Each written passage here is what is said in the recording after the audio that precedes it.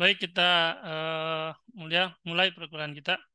Bismillahirrahmanirrahim. Assalamualaikum warahmatullahi wabarakatuh. Waalaikumsalam warahmatullahi wabarakatuh. Waalaikumsalam warahmatullahi taala wabarakatuh. Eh, Alhamdulillahirrahmanirrahim. Puji syukur marilah kita panjatkan kehadirat Allah Subhanahu wa taala pada hari ini, pada malam hari ini kita bisa bertemu kembali pada perkuliahan dasar-dasar jurnalistik, pertemuan keempat ya, eh, di tahun akademik 2023-2024 semester ganjil. Mudah-mudahan teman-teman semua dalam keadaan sehat walafiat, tidak ada kekurangan satu apapun. Eh, Mudah-mudahan sudah pada makan semua. Kalau yang belum makan silakan sambil makan. Boleh sambil makan gitu. Kemudian yang sudah makan silakan bisa sambil ngopi, ngemil. Yang sedang bekerja dan tidak bisa ditinggalkan, silakan sambil menyesuaikan. Baik, kita lanjutkan materi perkuliahan kita tentang dasar-dasar jurnalistik. Minggu lalu kita sudah bahas apa? Minggu lalu,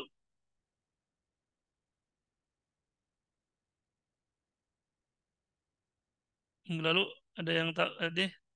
Minggu lalu bahas apa? Coba. Konsep dan bentuk jurnalistik, Pak. Nah, Konsep dan bentuk jurnalistik. apa? Konsep dan bentuk-bentuk jurnalistik. Oke, konsep dan bentuk-bentuk jurnalistik ya. Jurnalistik itu apa? Apa? Pengertiannya apa jurnalistik? Ya,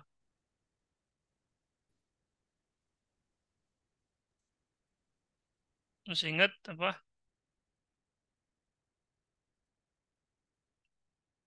Ya, jurnalistik apa? Ya, ya.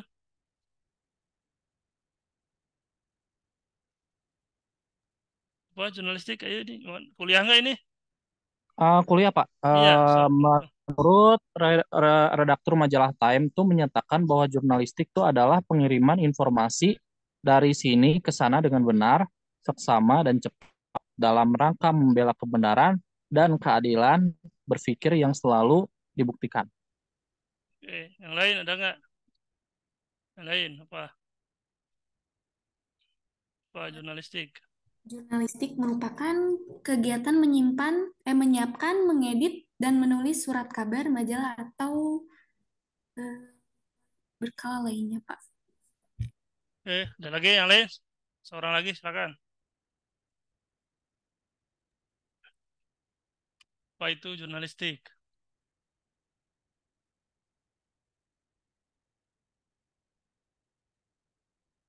Ya,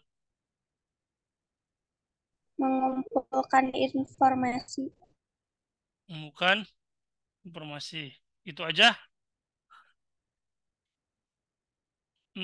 Mengumpulkan informasi itu jurnalistik. melalui media Melalui media apa? media massa. Media massa, melalui media massa. Oke, dibaca lagi ya materinya ya. Eh Kalau bentuk-bentuk jurnalistik ada berapa? Bentuk jurnalistik ada berapa? Ada 3: Tiga apa aja? media cetak, media elektronik auditif, dan media jurnalistik audiovisual. Oke, ya. Ada tiga ya jurnalistik. Itu ada tiga bentuknya. Ada disebut dengan jurnalistik media cetak, ada yang disebut dengan jurnalistik auditif, ada yang disebut dengan jurnalistik audiovisual. Oke, kalau kalian baca lagi nanti konsep atau definisi jurnalistik itu sederhananya, jurnalistik itu adalah membuat, ini kalau mau memahami secara sederhana ya, jurnalis itu apa Pak? Jurnalis itu adalah membuat berita.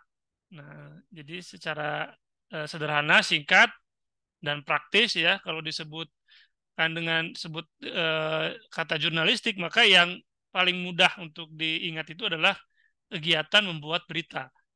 Ya, secara apa prinsipnya seperti itu. Meskipun dalam membuat berita itu banyak pihak yang terlibat, tapi tokoh utamanya adalah tetap seorang jurnalis, seorang wartawan. Jadi kalau mendengar kata jurnalistik, maka yang paling mudah itu diingat itu adalah membuat berita. Nah, itu sederhananya begitu, ya. Nah, sehingga eh, ketika kita memahami jurnalistik, maka dia akan selalu terkait dengan konsep berita. Nah, maka hari ini kita akan membahas tentang apa itu berita atau konsep berita seperti apa. Karena tugas utama seorang jurnalis atau produk dari luaran atau hasil dari kegiatan jurnalistik itu adalah yang paling utama adalah berita. Jadi sekali lagi jurnalistik itu ada. Jurnalistik itu apa? Jurnalistik itu adalah kegiatan membuat berita. Nah, sekarang kita akan Berita. bahas apa itu berita, ya. Nah, bagaimana konsep berita itu? Coba ada yang mau menyampaikan dulu, apa itu berita?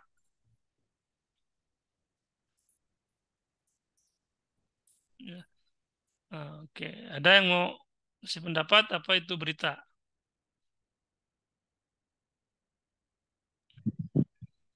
Hah? Permisi Pak, mungkin seperti informasi berdasarkan waktu yang singkat gitu atau tidak lama gitu. Boleh bisa nggak? Seperti Apa informasi? Apa tadi? berdasarkan Berdasarkan berdasarkan waktu waktu. yang waktu waktu yang singkat gitu. Maksudnya Hmm, tuh apa sih, nggak belum masih hangat gitu hmm, informasinya Oke, belum. masih yang paling lagi hangat ya. Oke, kemudian yang ada lagi yang lain? Barangkali yang mau ngasih pendapat apa itu berita, apa yang dipahami tentang berita atau apa yang Anda bayangkan ketika mendengar kata berita, apa itu? Silakan yang lain. Lagi nggak? Hmm? Apa? Oh, yang lain. Sebuah informasi yang dikaji secara formal, Pak. Informasi yang dikaji secara Formal. formal. Kalau yang tidak dikaji informal apa namanya? Majalah. Oke, lagi yang lain, Pak. Apa yang Anda bayangkan ketika mendengar kata berita?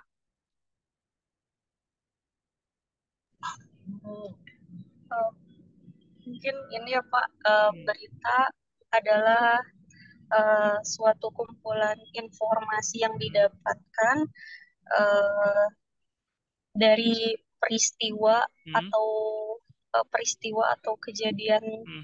di waktu tertentu Hmm. eh, yang ada di masyarakat untuk disampaikan ke halayak luas. Oke, sampai pada oke, bagus. Ya, tadi ada beberapa kata kunci yang sebenarnya juga apa disampaikan, ya meskipun tentu saja itu belum belum lengkap. Nah, coba kita bahas ya konsep berita atau pengertian berita dari beberapa ahli. Nanti baru kita bahas secara mendalam. Oke, oke, kita lihat ya apa itu berita atau juga bahasa lainnya news, bahasa Inggrisnya news ya. Eh, apa apa itu news? Apa itu berita? Ya. Nah, menurut Paul de Messenger, news atau berita adalah sebuah informasi yang penting dan menarik perhatian serta minat khalayak pendengar. Tadi sudah ada beberapa disebutkan kata kuncinya. Yang pertama, berita itu udah pasti informasi. Tapi tidak semua informasi itu adalah berita. Nah, jadi berita itu udah pasti informasi, tapi tidak semua informasi itu menjadi berita. Nah, kenapa bisa begitu? Karena informasi yang punya kriteria tertentu yang nanti bisa diolah menjadi sebuah berita. Nah, di dalam definisi ini paling tidak ada dua kriteria sebuah informasi itu layak menjadi sebuah berita. Pertama adalah informasi yang penting, ya. Nah, jadi hanya informasi yang penting yang bisa diolah menjadi sebuah berita atau bisa dijadikan sebagai berita. Apa itu Pak yang dimaksud dengan informasi yang penting? Nah, di sini yang dimaksud dengan informasi yang penting adalah penting bagi masyarakat luas. Tadi bagi halayak masyarakat luas atau bagi publik. Ya, jadi informasi yang disampaikan itu adalah penting dalam arti bahwa ini perlu diketahui oleh banyak orang atau ini sangat bermanfaat bagi banyak orang. Apa itu Pak contohnya? Banyak. Ya, pertama misalnya tentang kebijakan-kebijakan politik. Ya, itu pasti penting. Kenapa? Karena dia menyangkut hidup orang banyak. Misalnya, kenapa sekarang media massa itu umumnya membicarakan tentang politik. Sekarang lagi ramai tentang Pilpres. Karena Pilpres ini siapa nanti yang terpilih itu akan menentukan negara Indonesia 5 tahun ke depan itu seperti apa kondisinya. Apakah membuat apa namanya? Apakah akan apa namanya mensejahterakan masyarakat atau tidak? Maka itu terus dimuat, terus diberitakan oleh media. Atau lagi misalnya ada harga BBM naik misalnya. Kan setiap harga BBM naik itu kan pasti selalu diberitakan. Mengapa diberitakan? Karena eh, harga BBM itu akan berpengaruh pada banyak banyak aspek kehidupan masyarakat. Ya udah yang pasti sangat langsung terdampak itu kan harga bahan bakar. Ya yang Anda biasanya satu hari itu atau satu minggu itu ya mengisi bensin itu misalnya 5 liter itu 50.000. Nah, begitu naik menjadi 15.000 kan pasti otomatis juga pengeluarannya makin makin makin naik, makin bertambah. Sementara gajinya tidak naik misalnya gitu kan. Nah, itu kan jadi akan jadi persoalan. Nah, jadi yang pertama itu adalah terkait dengan yang dimaksud dengan penting itu adalah yang menyangkut kehidupan banyak banyak orang, ya. Nah, maka sebenarnya secara prinsip ya informasi-informasi yang tidak ada kaitannya dengan kepentingan publik atau kepentingan masyarakat banyak itu mestinya tidak layak untuk dijadikan sebagai berita. Ya, emang ada Pak informasi yang tidak penting tapi diberitakan oleh media? Ada, banyak. Coba Anda buka televisi ya atau buka media online, itu banyak informasi-informasi yang sebenarnya itu adalah konsumsi pribadi, konsumsi keluarga dekat lah itu, tapi diberitakan atau disampaikan kepada publik menjadi sebuah berita. Padahal itu sebenarnya informasi hanya hanya hanya pantas dikonsumsi oleh kalangan tertentu, ya misalnya tentang konflik keluarga misalnya itu kan sebenarnya kan konflik keluarga itu kan urusan rumah, ya urusan pribadi, ya bukan untuk dikonsumsi oleh banyak orang, ya tidak ada konsep tentang masalah keluarga itu dibahas dan disampaikan kepada banyak orang, itu tidak sesuai dengan konsep agama sebenarnya. Jelas-jelas agama itu misalnya terutama agama Islam itu sangat apa namanya sangat memperhatikan bahwa apa yang terjadi di rumah itu sebisa mungkin jangan sampai keluar gitu. Kalau ini malah apa namanya disampaikan secara terbuka, ya sehingga seolah-olah masyarakat harus tahu apa yang terjadi di rumahnya gitu, ya. Atau misalnya ada seseorang yang disebut dengan public figure, artis misalkan, punya koleksi sepatu banyak, tas banyak misalnya, terus dia menyampaikan kepada publik, ini di koleksi saya, ini kira-kira perlu nggak kita tahu, ya apalagi kemarin misalnya ya ada seorang artis misalnya menikah sampai diberitakan, sampai diliput itu seharian, ya siapa tuh,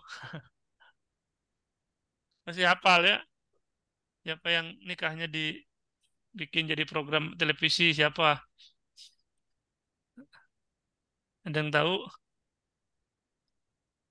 Raffi Ahmad, Pak. Ahmad. Yang terbaru apa, yang terbaru siapa? Terbaru. Hah? Yang penyanyi dangdut. Dangdut. Wah, Ya, pura-pura nggak tahu padahal mah hafal lah. nggak tahu Nang Pak. Supriyadi. Nang Supriyadi, Pak. Wah, pura-pura nggak tahu mah. Nggak percaya lah. Happy Siapa? Asmara. Hah? Ada Astrid, Pak. Itu apa si Lesti ya? Lesti. Ya. Nikahnya disiarin secara langsung. Itu kan ngapain coba? Ya. Ya, apa namanya pakai disiarin di televisi. Emang kalau kita nggak tahu tahun dia nikah apa jadi lapar gitu ya. Terus kalau kita tahu dia nikah apa kita jadi nambah gitu uang sakunya? Enggak kan. Nah, jadi harusnya yang layak dijadikan sebagai apa berita ataupun program itu sebaiknya adalah yang berdampak atau yang apa namanya ada kaitannya dengan kepentingan banyak orang. Ya. Nah, yang kedua selain informasi itu penting, dia harus apa? Menarik. Menarik dari segi tema, konten gitu ya. Nah, yang kedua menarik dari segi apa namanya? Dari segi kemasan ya. Jadi informasi yang menarik itu ada dua. Pertama dari segi konten, isinya gitu ya, menarik misalkan hal yang baru. Yang kedua dari segi kemasan. Ya, kalau kemarin kita bicara tentang media cetak, berarti menarik di sini adalah cara merangkai kata, cara menulis. Kalau audio berarti suara. Kalau audio visual berarti kombinasi antara gambar dan suara. Gimana caranya itu disusun, dibuat sehingga dia menarik untuk didengar dan ditonton oleh masyarakat. Ya, jadi kriteria yang pertama adalah dia penting, yang kedua adalah menarik, ya, serta menjadi minat halayak. Oke, itu dari Paul the Messenger. Yang kedua, ya, Stanley dan James M. Neal mengatakan bahwa berita adalah laporan tentang suatu peristiwa. Dia ada yang menyebut sebagai peristiwa ya, ya, opini, kecenderungan atau situasi atau kondisi interpretasi yang sama kategorinya. Pertama penting, dua menarik. Nah, yang ketiga apa? Masih baru. Ya, masih baru itu aktual, terkini tadi juga disebut ya, informasi yang baru terjadi. Yang kita sebut dengan terkini atau bahasa lainnya aktual. Ya, dan harus secepatnya disampaikan kepada halayak. Dari semakin cepat informasi baru tersampaikan itu semakin bagus. Ya. Nah, jadi laporan atau informasi itu berupa apa, Pak? Ya, bisa apa saja. Bisa itu sebuah peristiwa, misalnya ada konser musik, ada pertandingan sepak bola, ada kecelakaan, ada bencana alam, ya, ada apa ketua umum partai daftar capres, itu peristiwa tuh. Opini berarti pendapat seseorang, ya, kecenderungan, situasi, cuaca, gitu ya, dan seterusnya dan seterusnya. Ya, itu adalah apa namanya bentuk dari informasi tadi.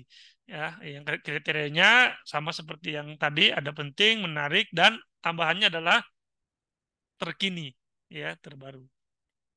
Sehingga semakin peristiwa itu baru terjadi dan semakin itu langsung cepat disampaikan, itu maka semakin besar nilai beritanya. Ya, maka media pasti berlomba-lomba untuk mengabarkan tercepat ya. Nah, kemudian berikutnya ya ini apa dari Doug Newsom dan James Wallard ya. Nah, ini secara agak apa masih bersifat umum ya, universal. Dia mengatakan berita adalah apa yang saja yang ingin dan perlu diketahui orang atau lebih luas lagi masyarakat. Pokoknya apa yang sedang dibutuhkan oleh masyarakat itu pasti akan ditulis menjadi berita oleh media. Oke, itu definisi berita dari Doug Newsom dan James Wallard. Kemudian berikutnya ya, nah ini dari Chanley, dia mengatakan berita adalah laporan tercepat mengenai fakta. Nah, jadi ya tambahan lagi selain berita itu adalah informasi yang penting, menarik, aktual. Nah, yang berikutnya kata channel itu adalah berita itu laporan tercepat mengenai fakta. Nah, berarti kalau ngomong fakta, kalau kita bicara fakta, maka dia berarti peristiwa yang benar-benar terjadi atau peristiwa yang memang ada. Memang ada, bukan hasil rekayasa, bukan hasil imajinasi, apalagi bohong. Ya. Jadi berita itu harus wajib berupa fakta. Artinya memang ada kejadiannya. Bukan sesuatu yang kita karang, yang kita imajinasikan, yang kita rekayasa. Tapi benar-benar fakta yang terjadi. Misalkan ketika Anda menulis berita, misalnya ada kecelakaan lalu lintas di depan kampus USBY PKP, maka memang benar-benar di situ ada kecelakaan lalu lintas. Memang ada peristiwanya, kemudian Anda beritakan. bukan mengarang gitu ya. Anda nulis ada kecelakaan padahal sebenarnya aslinya itu tidak ada. Nah, itu namanya bohong, hoax ya. Nah, kalau berita tidak boleh yang bohong. Harus berdasarkan pada fakta yang sesungguhnya. Dan opini yang menarik atau penting. Jadi kalau kata Chanli itu, berita itu informasinya boleh yang menarik saja atau juga yang penting atau kedua-duanya. Dia penting sekaligus menarik atau menarik sekaligus penting bagi sejumlah besar penduduk.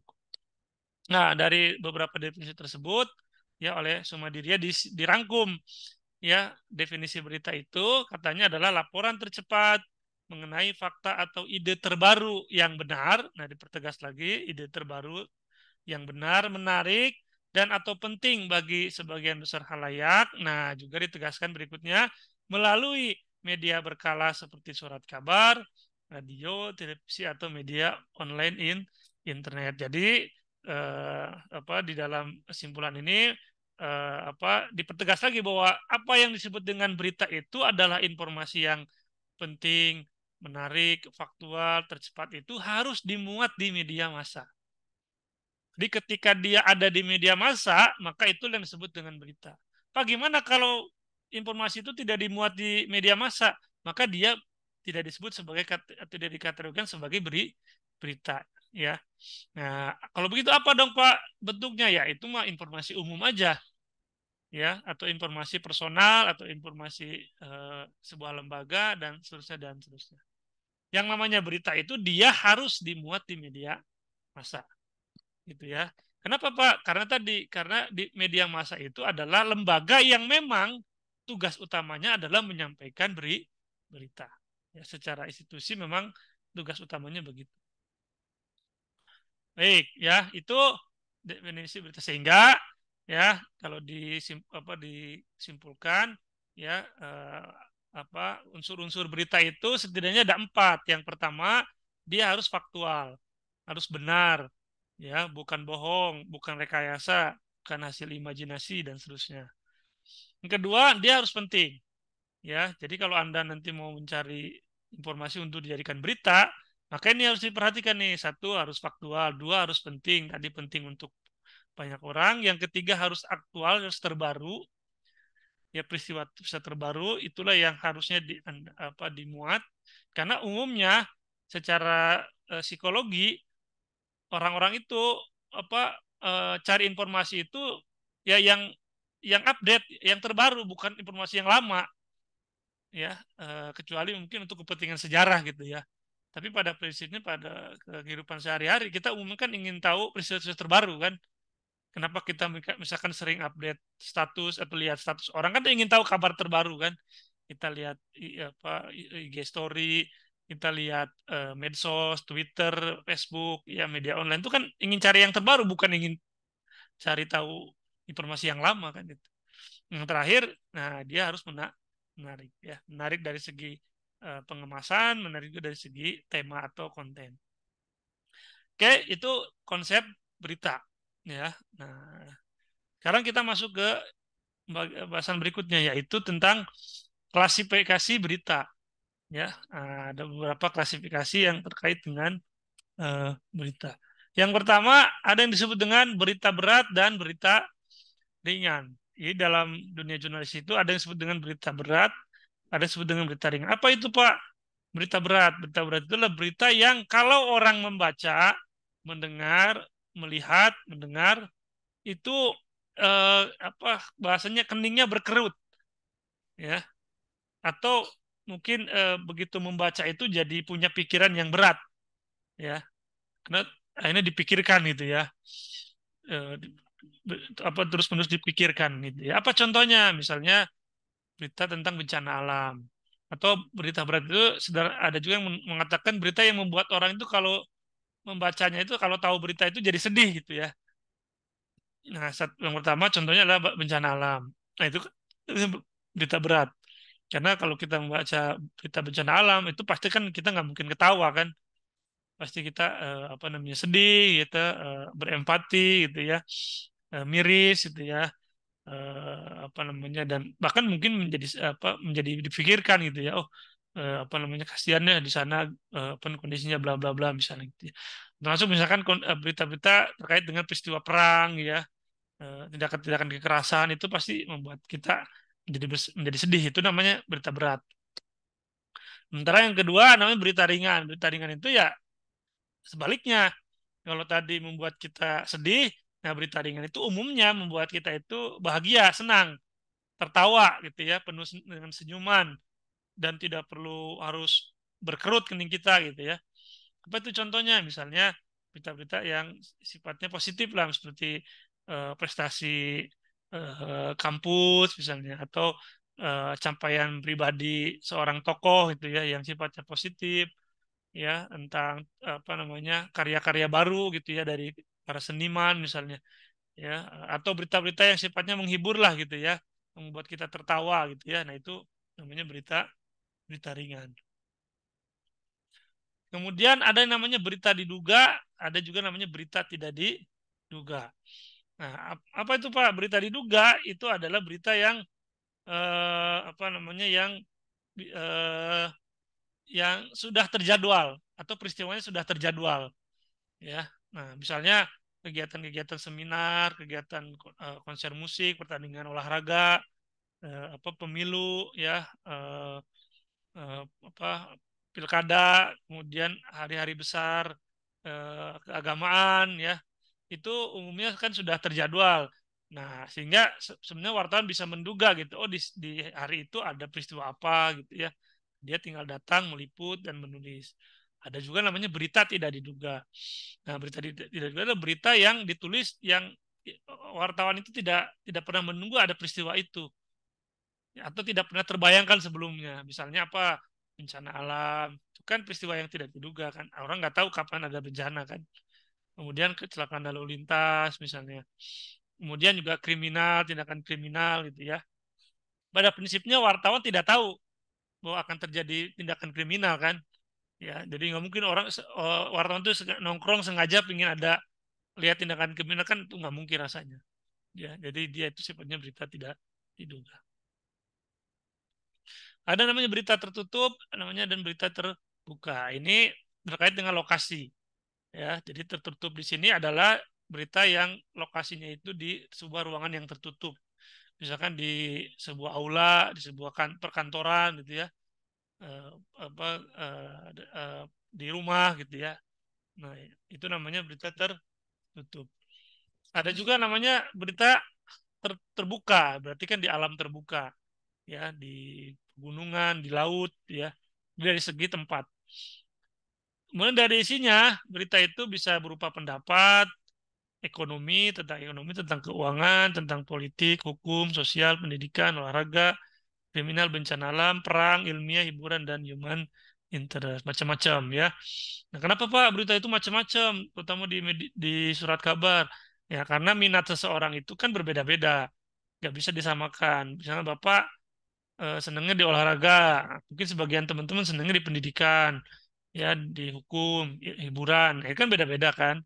Maka media massa itu mencoba mengakomodir semua tema itu, biasanya ada. Nah, silakan, sehingga kalau ada yang mau baca hiburan silakan, baca olahraga silakan gitu ya. Karena tadi berasumsi bahwa setiap orang itu punya minat yang berbeda-beda. Kemudian ada namanya jenis-jenis berita, ya. Nah, jadi di dalam dunia jurnalistik atau konsep jurnalistik itu, berita itu ada beberapa jenis. Ya, ini tergantung pada apa namanya, level wartawannya. Umumnya dikaitkan dengan level wartawan. Yang pertama ada namanya straight news. Straight news itu sering juga disebut sebagai berita langsung atau berita pendek. Nah, untuk wartawan pemula, wartawan baru atau yang baru belajar jurnalis atau baru belajar menulis berita, ya. Nah, itu umumnya mereka harus menulis dulu straight news, harus memulai dulu dari jenis berita yang pertama ini, membuat berita pendek, ya. Nah, sebagian besar berita yang ada di media massa umumnya itu adalah jenis berita straight news, ya. Nah, karena secara umum orang biasanya ingin baca berita itu cepat selesai, nggak mau baca berita yang panjang-panjang, ya. Nah, terutama di surat kabar, terutama di apa namanya, di media online atau di apa namanya di televisi.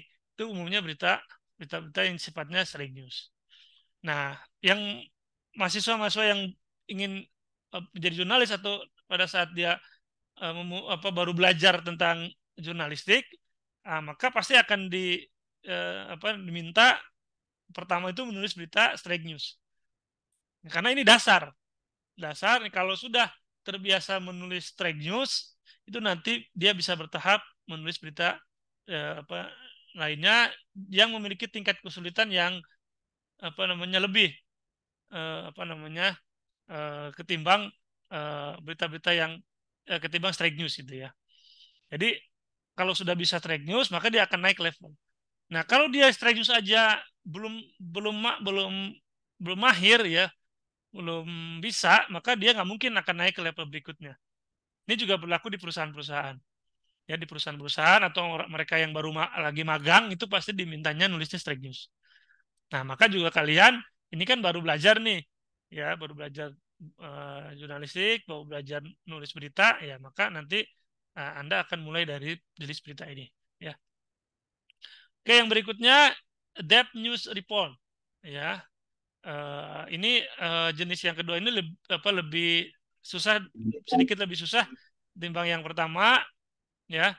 Nah, kalau yang straight news itu sering disebut dengan berita pendek, maka yang berikutnya ini yang depth news ini berarti artinya berita yang mendalam, ya. Nah, yang jelas saja lebih mendalam, lebih panjang ketimbang berita yang pertama tadi, jenis yang pertama itu straight news. Apa bedanya antara straight news dengan depth news? Nah, biasanya umumnya perbedaannya dari segi jumlah kata, ya, yang biasanya atau jumlah halaman. Biasanya kalau straight news itu paling 2 kolom lah gitu. Kalau pakai kata mungkin antara 500-700 kata lah gitu ya. Nah, kalau depth news itu dia bisa lebih dari 1000, ya. Dan kemudian dari segi narasumber juga umumnya kalau straight news itu paling 2-3 itu udah cukup. Tapi kalau depth news itu mungkin bisa 4, bisa 6 gitu narasumbernya sehingga beritanya lebih mendalam. Pembahasan juga lebih mendalam. Itu ya, itu namanya depth news report. Berikutnya, nah ini lebih naik lagi sedikit levelnya, namanya comprehensive news. Ya, apa bedanya Pak dengan berita mendalam? Nah, berita mendalam itu kan tadi narasumbernya 4-6. Nah, tapi 4-6 orang itu hanya mereka yang masih terlibat di dalam peristiwa itu. Artinya hanya melibatkan orang-orang yang secara langsung terlibat di dalam peristiwa itu. Nah, tapi kalau comprehensive news itu bisa juga mewawancarai atau menjadikan narasumber orang lain, ya, dari pihak luar, ya, yang mungkin secara tidak langsung tidak ada kaitannya, tapi dia juga punya perspektif, ya, punya pandangan yang penting ketika membahas sebuah peristiwa tersebut. Misalnya, misalnya waktu COVID tahun lalu, 2 tahun yang lalu, 3 tahun yang lalu, 2 tahun yang lalu, ya, 3 tahun yang lalu, ya, itu kan kalau kita bicara COVID kan umumnya bicara kesehatan kan. Nah, tapi kalau comprehensive news itu membahas COVID itu bukan dari aspek kesehatan saja, tapi jadi aspek-aspek yang lain, dari aspek hukum, dari aspek agama, ya, aspek kebudayaan, sosial, pendidikan dan seterusnya dan seterusnya. Itu namanya comprehensive news. Jadi dari semua sisi, ya. Nah, itu namanya comprehensive. Nah, biasanya depth news, comprehensive ini umumnya adanya di tabloid atau di majalah, ya. Nah, berita-berita yang jenis mendalam itu umumnya banyaknya di tabloid atau majalah. Kalau di koran itu umumnya straight news, meskipun kadang-kadang di koran juga ada, ya, berita depth news, komprehensif, tapi ya tidak terlalu banyak karena memang fokus utama surat kabar bukan depth news, straight news, komprehensif, tapi straight news. Berikutnya namanya interpretative report. Nah, interpretative report itu tidak ada kaitan dengan kedalaman materi, tapi lebih kepada interpretasi atau interpretasi atau tafsiran si wartawannya. Tapi tafsiran di sini bukan berarti yang sifatnya subjektif atau seperti pendapat, tidak. Karena kalau pendapat itu nanti masuknya ke opini, ke artikel. Tapi di sini adalah dari hasil semacam pemaknaan dari sebuah peristiwa. Nah, umumnya interpretative report ini dicontohkan dalam berita-berita politik. Ya, nah berita-berita politik itu umumnya adalah hasil interpretasi wartawan, ya, atau hasil dugaan wartawan atau apa namanya prediksi wartawan, ya, semacam tafsiran lah gitu ya. Tapi berbasis data, ya. Nah, maka itu ya interpretative report itu umumnya ditulis oleh wartawan-wartawan senior yang sudah matang di bidang politik.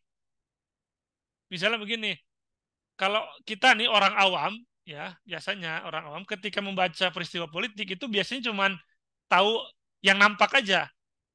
Oh, apa namanya, Gibran nyalon jadi cawapres mewakili kaum muda misalnya. Itu mungkin apa pemaknaan awam kita lah sebagai masyarakat awam ya, yang tidak terlalu ahli di bidang politik. Tapi bagi wartawan yang apa namanya ahli di bidang politik, nah itu bukan sekedar Gibran jadi cawapres, tapi ada makna banyak di balik itu. Ya, nah itu yang mungkin hanya bisa dipahami oleh mereka wartawan yang sudah matang di dalam dunia politik. Ya. Kemudian berikutnya namanya feature story, berita feature. Nah, berita feature sebenarnya sama seperti straight news, kategorinya berita ringan, udah pendek gitu ya. Tapi dia bedanya dari segi cara menulisnya atau cara menyajikannya. Nah, feature story ini sering juga disamakan dengan konsep berita ditulis dengan gaya sastra. Ya, nah, misalnya kalau Anda nulis berita, baca berita, tapi bahasanya itu seperti bahasa novel, ada unsur sastranya, itu namanya story, apa namanya feature. Ya, jenis berita straight news, tapi dikombinasikan dengan gaya gaya penyajian sastrawi. Ya, ya misalkan rumah itu terlihat kusam, ya, eh, dilihat dari warna cat yang memudar misalnya, ya, kemudian juga rumah itu terkesan angker gitu ya, karena penampak eh, kotor, nampak berantakan ya, di kiri kanannya ada banyak pohon yang apa namanya belum ditebang. Nah, itu namanya feature, kurang lebih seperti. Jadi kayak seperti kita membaca novel, seperti kita membaca cerpen, ya. Kemudian jenis berikutnya namanya deep reporting. Nah, ini kalau yang deep news itu lebih kepada nulisan, kalau deep reporting lebih kepada liputan ya di apa namanya di televisi. Ya, hampir sama tapi dengan deep news. Nah, ini yang paling sulit ya, yang paling apa levelnya paling tinggi di dalam dunia jurnalistik itu adalah namanya berita investigasi. Ya, tidak semua orang, tidak semua wartawan itu bisa menulis investigasi. Ya, bahkan ada yang mengatakan begini, karya besar seorang wartawan ya, atau kemampuan tertinggi bagi seorang wartawan itu di dunia media itu ketika dia bisa menulis laporan investigasi. Ya, nah kenapa? Karena melakukan atau menulis laporan investigasi itu sangat sulit, ya sangat sulit, banyak resiko, banyak hal yang harus dipertimbangkan, sekaligus juga banyak rintangan untuk mendapatkan datanya, ya sehingga ya tidak heran ya tidak usah apa namanya aneh kalau kemudian Anda dapat cerita bahwa wartawan-wartawan yang melakukan laporan investigasi itu dia mesti harus menyamar gitu ya, kemudian melakukan apa namanya laporannya berhari-hari, berminggu, bahkan berbulan-bulan, bahkan bertahun-tahun gitu ya, untuk menghasilkan satu laporan investigasi yang menarik, ya. Nah, oleh sebab itu investigasi ini nggak bisa diprediksi kapan selesainya, ya. Dia tergantung bobot kasus yang mau dibongkarnya. Kalau makin sulit ya mungkin makin lama, mungkin bertahun-tahun, ya. Nah, beda dengan yang tadi sebelumnya itu yang mungkin sifatnya bisa harian. Tapi kalau investigasi itu mungkin bisa berminggu-minggu, nggak ada cerita investigasi satu hari, nggak ada, ya. Nah, jadi berhari-hari. Itu namanya investigasi report. Nah, terakhir namanya editorial writing. Berita yang ditulis dalam bentuk sikap lembaga, sikap media, ya, sebagai sebuah institusi yang umumnya direpresentasikan atau diwakilkan oleh seorang pemimpin redaksi. Ya, nah meskipun ada juga yang menyebut editorial itu maksudnya bukan berita tapi opini. Ya, itu jenis-jenis berita. Ya, kemudian ada juga namanya berita singkat. Ya, atau spotlight news. Ya, yang berita yang pendek. Ya, yang durasinya mungkin cepat. Ya, mungkin semacam breaking news. Ya, mirip-mirip breaking news. Atau berita yang sangat pendek. Ya, yang pendek. Semacam apa highlight gitu ya, pendek-pendek.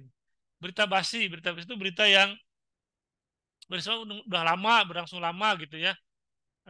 Tapi kemudian diberitakan lagi karena mungkin stok beritanya lagi nggak ada, atau misalkan redaksi masih menganggap bahwa ini sayang kalau tidak disampaikan kepada publik meskipun sudah lama, tapi rasanya lumayan lah sebagai bahan informasi.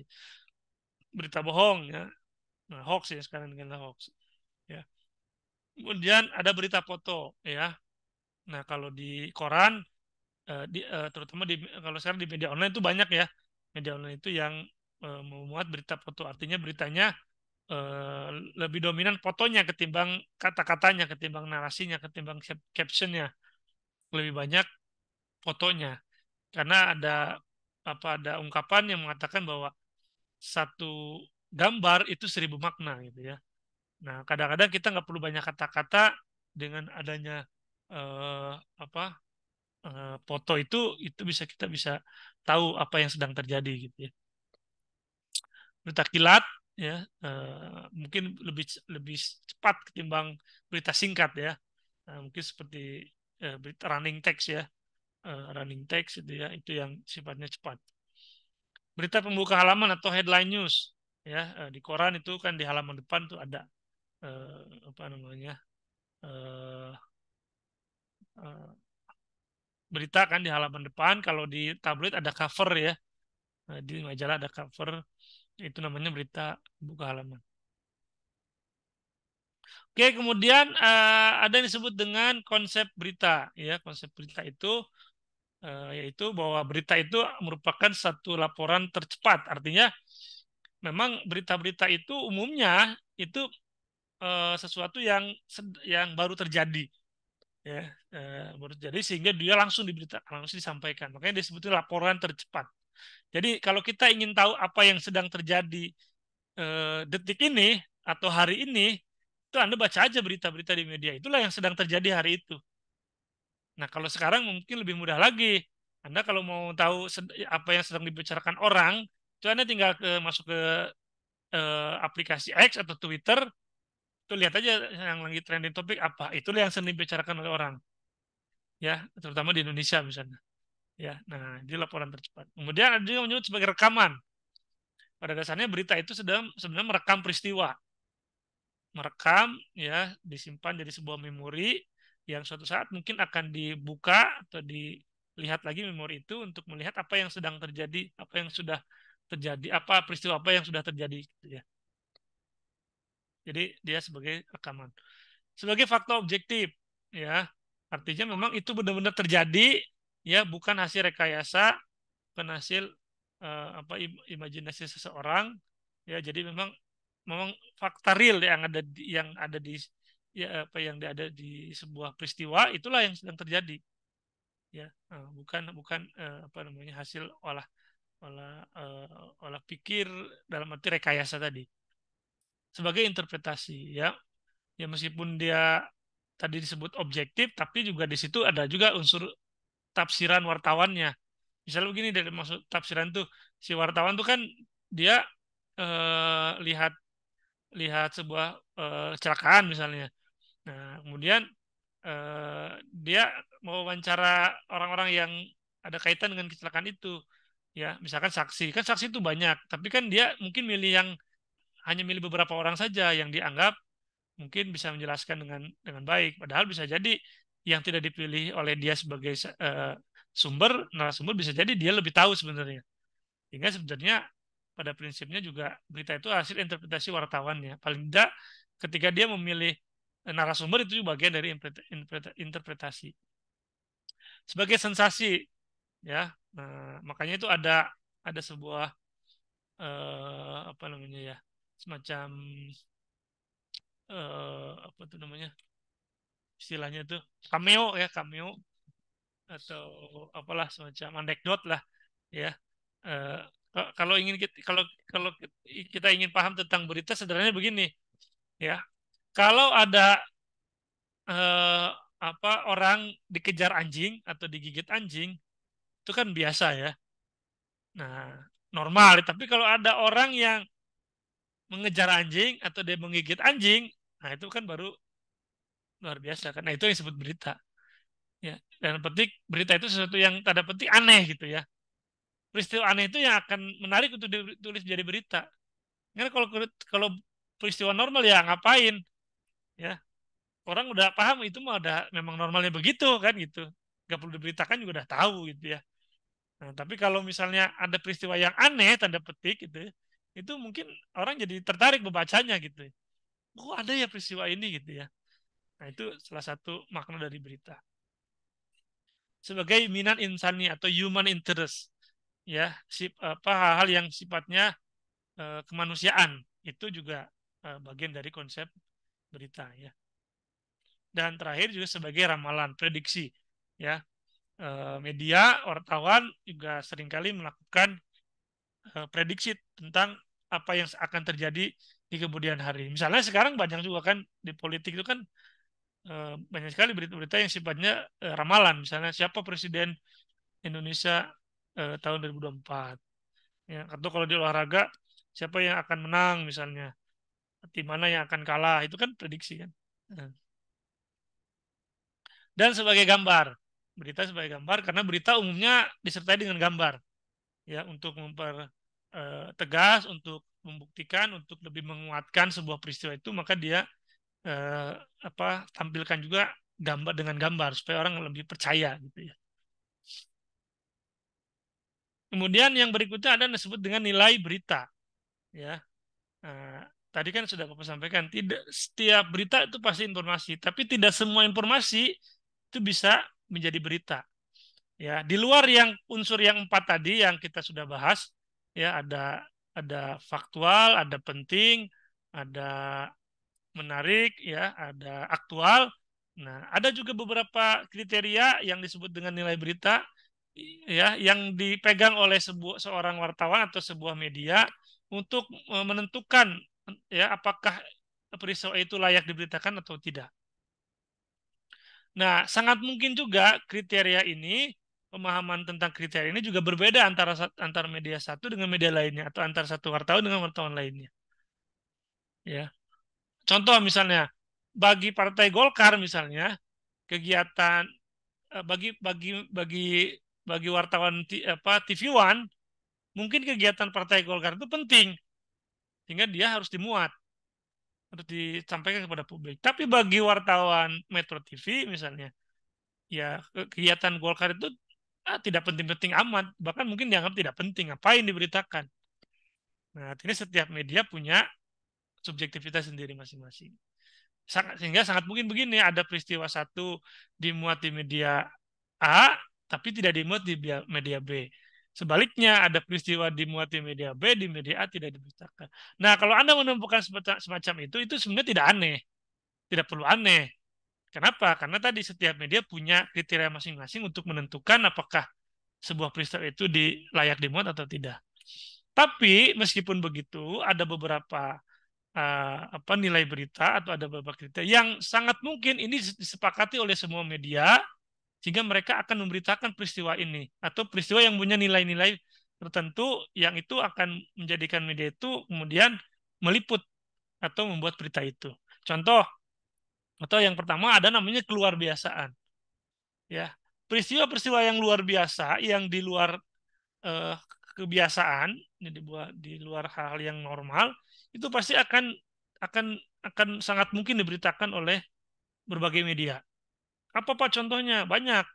Misalnya yang luar biasa itu misalnya ada ada ada orang Indonesia yang IQ-nya sangat tinggi gitu ya. Eh, atau dia menguasai berbagai macam bahasa ya. Nah, itu kan luar biasa, artinya kan di atas rata-rata kebanyakan orang. Maka dia umumnya akan diberitakan. Ada orang yang bisa pergi ke bulan misalnya. Ya, itu pasti diberitakan. Ada orang bisa bertahan sekian hari di gunung misalnya. Itu juga diberitakan. Ada orang yang bisa minumnya bisa minum bensin misalnya. Diberitakan kan. Ada orang yang bisa makan paku gitu, diberitakan. Karena itu lebih luar biasa, di luar kebanyakan orang, di luar batas normal gitu ya. Ada yang obesitas ya. Eh, itu diberitakan. Nah, luar biasa, itu namanya luar biasa. Nilai berita yang bersifat luar luar biasa. Yang berikutnya adalah kebaruan, sesuatu yang baru, apapun itu, atau itu berupa peristiwa ataupun jabatan ataupun tokoh, itu biasanya selalu menjadi bahan berita bagi media. Ada presiden baru, ada gubernur baru, wali kota baru, bupati baru gitu ya. Ada ada program baru, kebijakan baru, itu kan pasti akan dimuat. Karena baru itu identik dengan sesuatu yang menarik, sesuatu yang ingin diketahui oleh banyak orang. Ya, eh, pemain baru, mahasiswa baru kan itu ya. Nah, itu kan pasti akan menarik untuk diberitakan. Akibat, ya, akibat itu maksud dampak. Jadi peristiwa itu memberikan dampak yang luas. Nah, kalau sebuah peristiwa itu memberikan dampak yang luas atau berakibat luas pada banyak orang, maka pasti akan diberitakan. Contoh misalnya kenaikan harga BBM. Ya, kenaikan harga BBM kan tadi dampaknya banyak tuh, kemana-mana kan. Nah, maka dia pasti akan diberitakan tuh hampir seluruh media. Ya, karena harga BBM itu dampaknya bukan hanya ke orang tertentu, kelompok tertentu, tapi semua orang, bahkan bukan hanya orang miskin, tapi orang kaya juga kena. Enggak, itu kalau ada kenaikan harga BBM itu pasti rame, ya. Ya, ini dia akibatnya ke banyak pihak, itu banyak orang. Termasuk kemarin waktu kasus pandemi, itu kan tiap hari diberitakan kan. Kenapa pandemi diberitakan tiap hari? Karena kan memberikan dampak yang luas, ya. Sehingga membuat orang harus berdiam diri di rumah, harus kerja dari rumah kan gitu. Bahkan harus menjaga jarak, bahkan juga tidak boleh keluar rumah dan seterusnya dan seterusnya. Ya. Aktual, sesuatu yang baru terkini ya. Nah, ini itu lazim lah ya, sesuatu yang terbaru, terkini, terupdate itu pasti akan selalu diberitakan apapun lah itu. Kedekatan ya, dalam arti kedekatan geografis dengan kedekatan psikologis. Kedekatan geografis itu berkaitan dengan tempat. Kalau psikologis itu misalkan terkait dengan hobi, kecenderungan, afiliasi ideologi, ya, minat minat minat kajian ya, dan seterusnya dan seterusnya. Jadi wartawan itu kadang-kadang menulis berita itu dipengaruhi oleh kedekatan ini, dua kedekatan ini. Kadang-kadang karena satu wilayah, satu daerah, karena juga satu hobi dan seterusnya. Yang bersifat informasi, ya misalnya waktu pendaftaran CPNS. Nah, itu kan sifatnya informasi itu untuk orang yang mau ikut CPNS. Nah, itu kan pasti ingin tahu kan informasi terbaru tentang CPNS, itu kan diburu tuh di di nanti kan.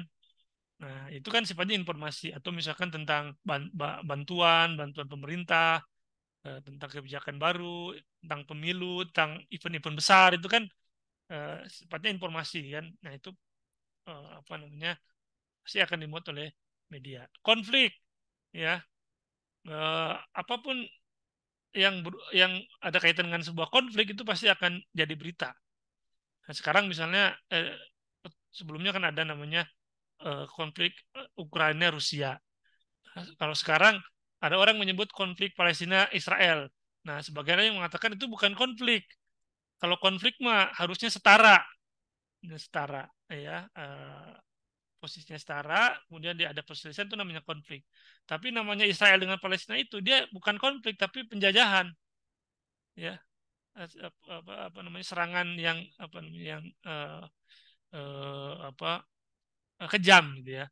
Karena antara Israel dengan Palestina itu tidak setara, ya Israel itu dianggap yang punya negara, sebenarnya Palestina itu adalah yang dianggap orang yang tidak punya negara, ya kan tidak diakui kan Palestina itu. Nah, atau misalkan antar kelompok, ya tawuran gitu ya, itu kan pasti diberitakan. Kerusuhan di pertandingan sepak bola misalnya itu kan pasti diberitakan. Atau misalkan yang paling sering juga, bukan sering, yang mungkin Anda pernah nonton itu ada perselisihan antar public figure, antar artis, itu kan itu jadi bahan utama bagi infotainment tuh, untuk memberitakan tiap hari kalau ada satu artis itu berkonflik dengan artis lainnya. Orang penting, ya. Nah, ada kaidah namanya yang berbunyi name makes news. Name makes news. Nama membuat berita, ya. Jadi peristiwa itu dijadikan berita bukan karena peristiwanya tapi karena orangnya. Contoh misalnya, kalau Jikri misalnya makan seblak, itu mungkin nggak diberitakan. Atau Chelsea makan cilok misalnya, jajan cilok, diberitakan nggak kira-kira? Enggak kan? Karena ya Jikri Chelsea itu kan bukan pejabat publik, bukan public figure. Tapi kalau misalkan Presiden Jokowi jajan cilok di depan kampus, itu pasti diberitakan tuh. Ya, bukan karena jajan ciloknya, tapi karena yang jajan ciloknya, ya, yang membuat peristiwa itu jadi berita, gitu. Ya, nah kurang lebih begitu. Ketertarikan manusia atau human interest, ya. Nah, misalkan ada perjuangan orang tua disabilitas misalnya, yang membesarkan anaknya gitu ya, kemudian ada seorang mahasiswa yang dia bekerja ya untuk membiayai kuliahnya sampai dengan lulus tanpa bantuan orang tua. Nah, itu kan human interest. Atau misalkan nasib orang-orang yang tertimpa bencana itu kan, itu biasanya kan menarik untuk diberitakan atau pasti diberitakan oleh wartawan karena memiliki sisi kemanusiaan yang tinggi, ya. Kejutan atau surprise, suatu yang tiba-tiba, yang tidak terduga itu ya, yang yang spontan itu ya. Nah, itu juga sering dijadikan sebagai sebuah berita. Tiba-tiba misalnya tidak ada uh, apa tidak ada angin, tidak ada tidak ada angin, tidak ada hujan, tiba-tiba personal BTS datang ke YPKP kan, itu nggak ada informasi apa-apa, tiba-tiba ada kan, itu kejutan kan, orang nggak tahu sebelumnya, tiba-tiba ada orang penting datang, itu namanya. Yang terakhir, nah, tentang seks ya. Nah, tentang seks itu ya maksudnya bukan negatif, tapi itu kan hal yang bersifat dengan seksual, ya, tentang dari aspek kesehatan, dari aspek budaya gitu ya, dari aspek tren gitu ya. Nah, itu biasanya selalu menarik atau ditunggu oleh masyarakat ya, karena kadang-kadang bicara seks itu seperti tabu gitu ya. Orang kadang kagok gitu bicara seks, tapi kalau itu dimuat di media mungkin orang akan lebih lebih aman gitu ya, ketika dia mengetahui dari media bukan dari hasil obrolan gitu ya. Oke, saya kira itu dulu. Ada yang mau ditanyakan, silakan.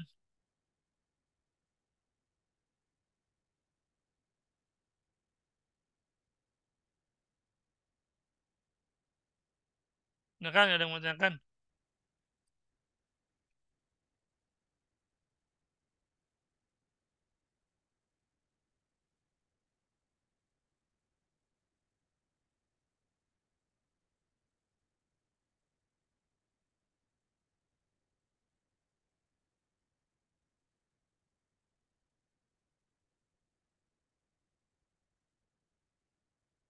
Ada yang tanya nggak? Saya Pak, Ya, silakan. dalam suatu berita ya Pak, seberapa penting sih rating tuh Pak dalam berita gitu? Tanpa Gimana? memandang apakah berita, apa sih pentingnya sebuah rating dalam berita Pak? Hmm. Rating rating misalnya berita itu tuh memberikan rating yang baik atau Ya. tidak, rating yang banyak atau tidak gitu kan. Hmm. Tanpa memandang berita itu uh, sebuah berita itu di dalamnya tuh informasi yang penting atau enggak gitu. Jadi hanya memandang rating saja gitu. Seberapa besar sih atau seberapa penting sih gitu ratingnya. Oke, ya. Sebenarnya kalau kita bicara rating, ya itu kaitannya keseluruhan program ya. Jadi bukan bukan satu dua ya berita. Nah, jadi keseluruhan programnya. Nah, sampai sekarang saya juga belum tahu persis ya apa sih sebenarnya ukuran sebuah program itu ratingnya tinggi atau besar ya secara konseptual.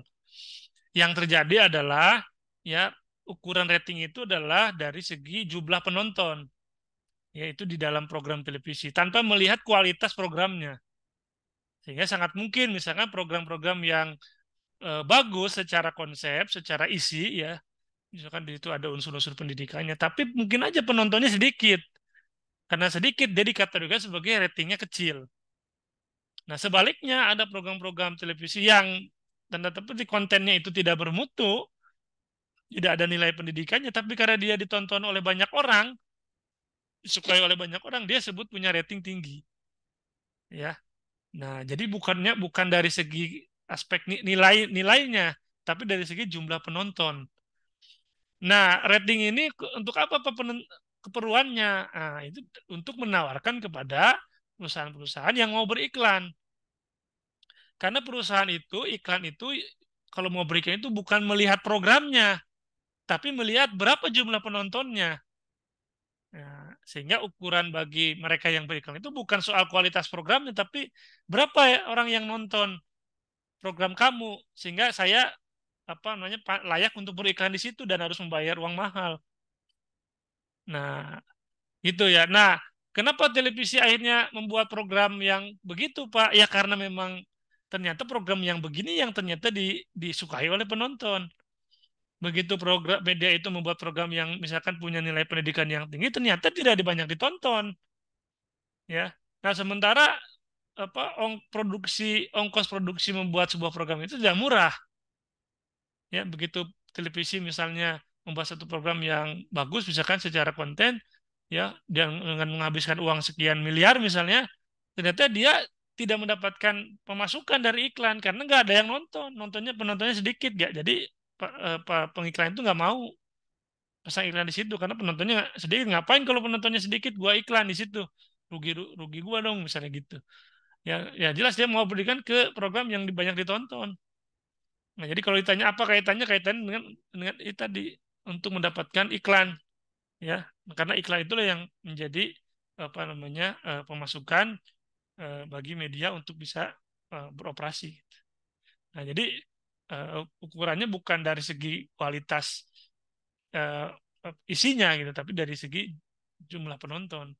Ya, nah jumlah penonton itu apa terkait dengan selera masyarakat gitu ya.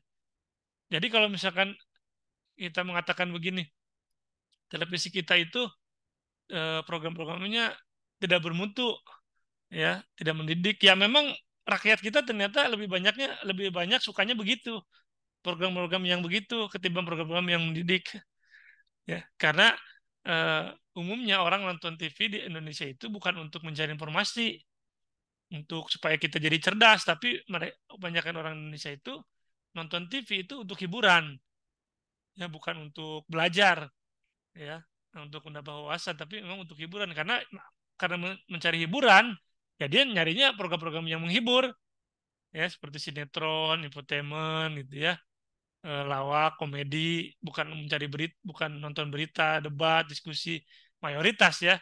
Nah, sehingga ya mau nggak mau akhirnya tanda petik televisi ngikuti selera masyarakat.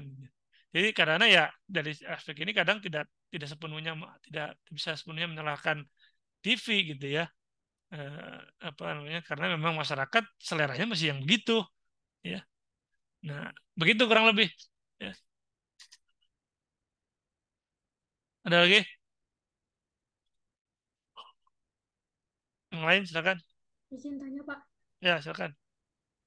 kalau misalnya ada media yang memberitakan berita propaganda, apakah Hmm. itu termasuk teknik untuk menarik audiens atau penyelewengan, Pak? Sangat mungkin. Ya kan tadi kita bicarakan ya, salah satu nilai berita itu adalah konflik, sensasi. Nah, konflik sensasi itu mungkin bisa dua hal tadi dilihatnya. Satu dari aspek nilai berita, ini pasti akan banyak ditonton. Kedua, memang ini penting, konflik ini penting perlu diketahui, ya. Nah, jadi tidak selalu orang memberitakan propaganda itu, ya, itu apa namanya dikategorikan menyeleweng atau melanggar aturan. Nah, kalau selama dalam melakukan liputan dalam produksi itu dia mengikuti standar-standar yang ditetapkan oleh pemerintah, oleh undang-undang, itu nggak ada soal. Nah, dia akan dikatakan menyeleweng tadi atau melanggar itu ketika memang dia melanggar ketentuan yang ada. Ya, misalkan tadi menginformasikan sesuatu yang sifatnya bohong, dilebih-lebihkan gitu ya. Nah, itu mungkin kategorinya melanggar. Ya, karena di dunia jurnalis itu ada yang dikenal dengan kode etik ya. Kalau di TV itu ada namanya P3SPS ya, P3SPS ya. P3SP3 itu apa susah nyebutnya itu ya. Pedoman perilaku penyelenggaraan standar siaran televisi gitu ya. Itu mereka harus mengikuti kayak pedoman itu. Nah, sepanjang mereka tidak melanggar itu, ya itu nggak masalah, nggak ada soal. Ya, mau dia memberitakan tentang propaganda, mau dia konflik, mau sensasi, selama dia berbasis pada fakta yang benar, pada standar yang berlaku, nah itu nggak masalah. Patokannya itu. Ada lagi,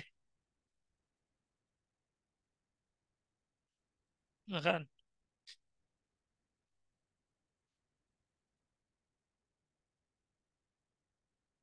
Nggak kan? Yang lain, yang lagi?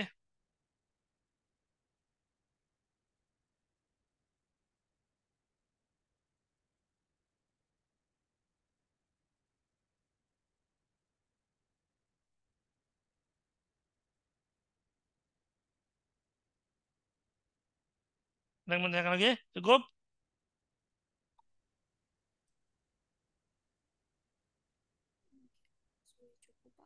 Hmm?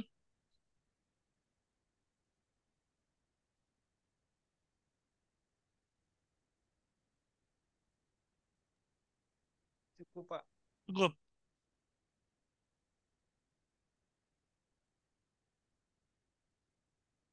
Baik, kalau tidak ada pertanyaan lagi, kalau gitu saya mau ngasih tugas nih, ya.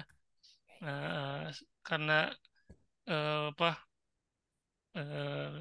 konsep jurnalistik ini selain dipahami secara konseptual, maka juga harus dipraktekkan, ya, supaya Anda lebih memahami, lebih bisa merasakan, oh inilah ternyata jadi jurnalis itu tidak gampang, tidak mudah ya. Saya mau share dulu. Tadi kan jurnalistik itu adalah membuat berita ya. Nah, jadi kalian saya kasih tugas untuk membuat. Nah, ini tugasnya ya. Nanti Bapak kirim juga sih sebenarnya, ini nanti filenya dikirim, nanti dibaca lagi aja. Nah, Bapak ingin jelaskan aja.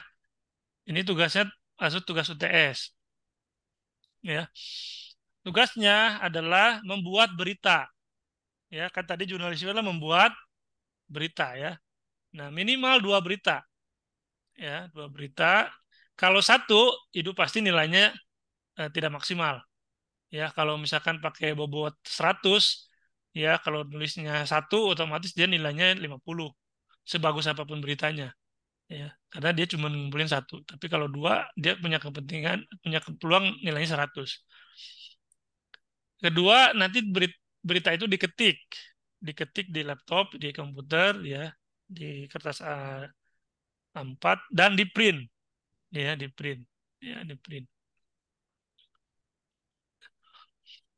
Nah, kemudian, nah ini yang paling penting, berita itu dia harus memenuhi paling tidak 3 syarat, ya.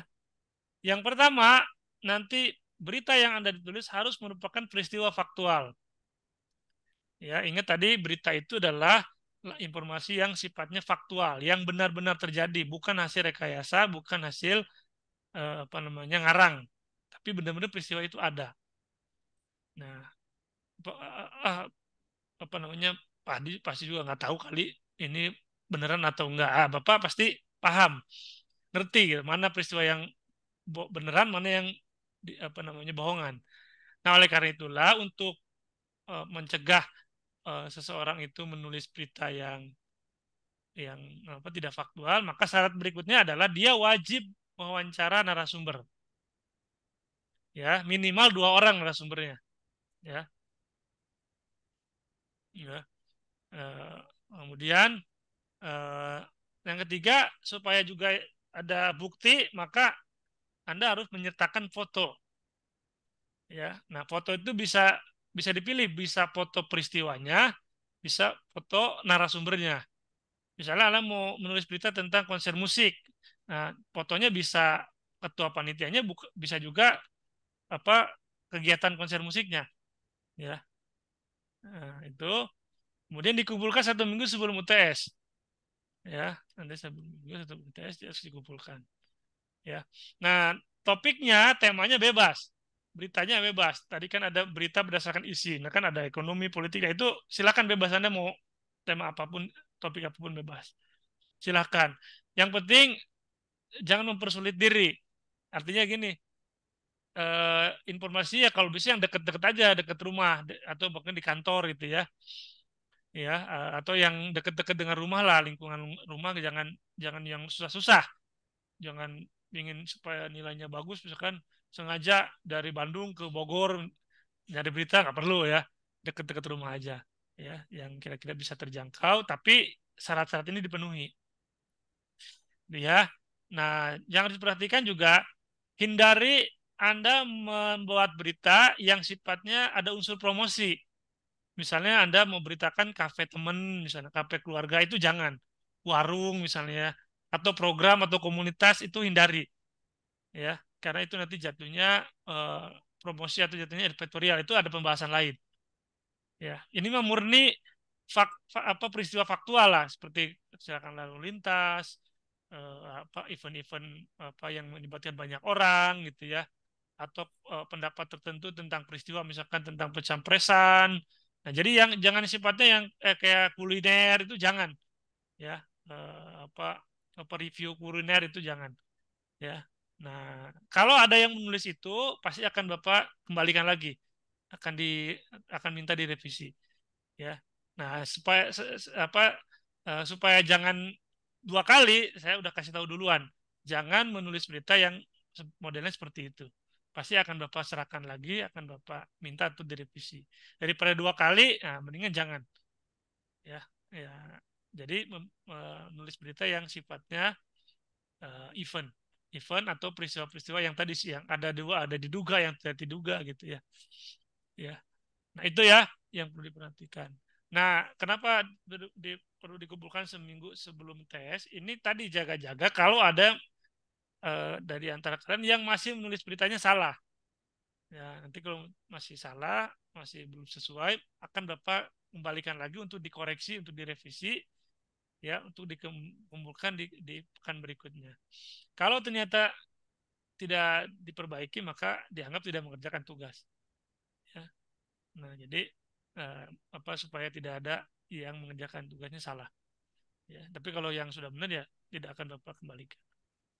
Begitu ya tugasnya, dan eh, apa tugas berita yang diakui sebagai tugas adalah peristiwa yang baru terjadi setelah ini. Setelah kuliah ini nggak boleh Anda udah menulis berita yang peristiwanya sudah sebelumnya. Mungkin di antara kalian katanya sama Pak Adi disuruh nulis apa ditugaskan buat berita. Anda sudah menulis berita duluan minggu lalu, nah itu tidak sah. Ya, harus menulis berita setelah kuliah hari ini. Ya, nah setelah Anda kuliah hari ini boleh Anda mengerjakan tugas, ya, apa mencari peristiwa untuk dijadikan sebagai tugas. Peristiwa yang terjadi sebelum kelas ini itu tidak dianggap.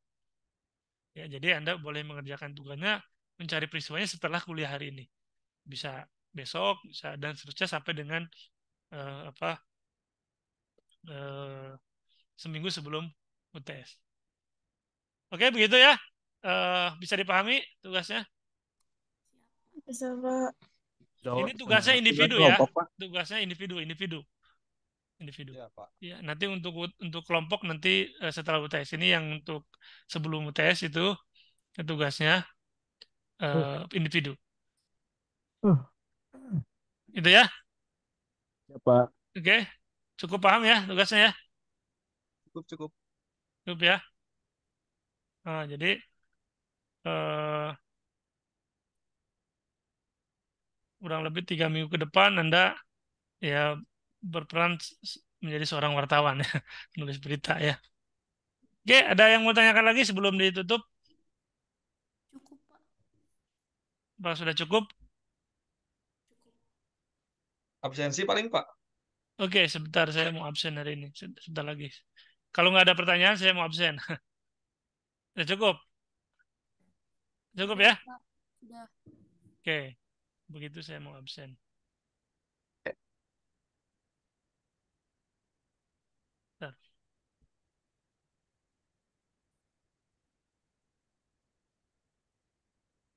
Oke, Muhammad Iman ada? Muhammad Iman? Sudah ada. Defraz? Hadir? Hadir. Hadir. Oke. Hafid Amrullah? Hadir, Pak. Hadir. Alfa Lukas? Hadir, Pak. Hadir. Bang Setiawan? Hadir. Nazmi Yuliananda? Hadir? Ada. Dita Agustin? Hadir, Pak. Hadir. Nur Ismi? Hadir, Pak. Hadir. Chelsea Purnama? Hadir, Pak. Hadir. Sarah Laila? Hadir, Pak. Hadir. Asti Taznim? Nggak ada. Hasya Arifin? Hadir, Pak. Hadir. Divalia Aura? Ada. Hadir. Hadir. Mirianti? Hadir, Pak. Hadir. Edelweiss? Hadir, Pak. Hadir. Muhammad Zikri Mujahidin? Hadir, Pak. Ujang Supriyatna? Hadir, Pak. Hadir. Cantika tadi nggak hadir ya? Izin. Izin, Pak. Erina Dwi Kasari? Erina ada? Nggak ada. Rio Febrianto? Amot, Pak. Hmm? Jaringannya katanya error. Erina. Erina. Nanti suruh hubungi Bapak. Rio Febrianto? Nggak ada. Oka Julpiani Taloka? Oka hadir? Nggak ada.